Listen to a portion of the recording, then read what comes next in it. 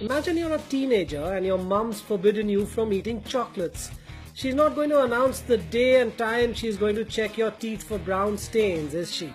You may be a really good, honest kid, but there have been too many naughty children she's seen for her to trust you. If she tells you she's going to check your teeth on Sunday, you may eat Saturday's share of chocolates on Friday. If she gives you a few minutes to prepare before she prizes your mouth open, you may rush to the bathroom and brush your teeth. It's quite similar with professional sportsmen and doping. In order for drug testing to work, it has to be random and done without notice.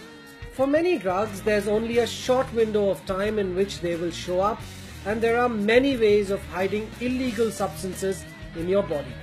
This is why WADA, the World Anti-Doping Agency, and its affiliated bodies ask elite athletes to keep them posted on their whereabouts, so they can be surprised with tests. The sportsmen don't have to let WADA track their every move though.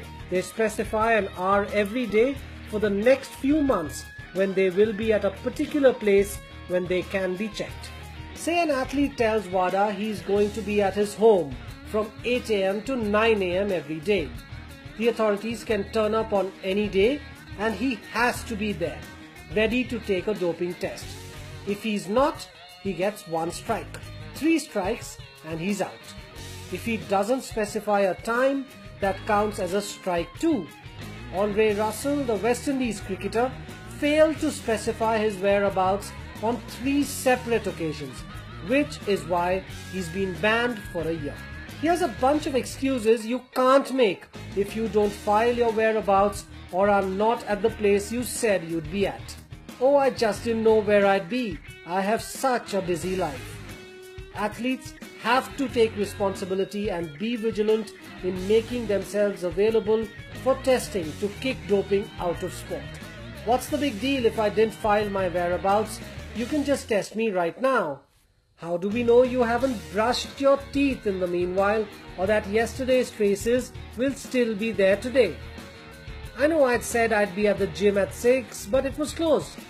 If an athlete's schedule changes, it's his responsibility to keep the authorities informed.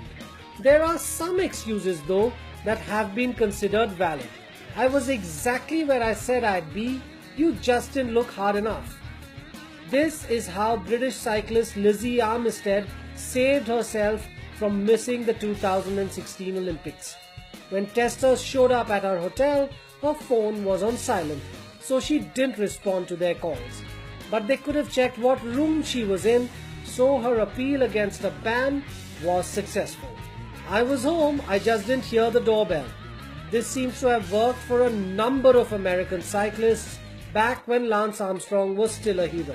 But when British runner Mo Farah said he was asleep to excuse missing 2 tests before the 2012 Olympics, he did get 2 strikes. Remember, when it comes to doping, it's an athlete's responsibility to be aware of the rules, file his whereabouts, update them if necessary, and then be where he said he'd be.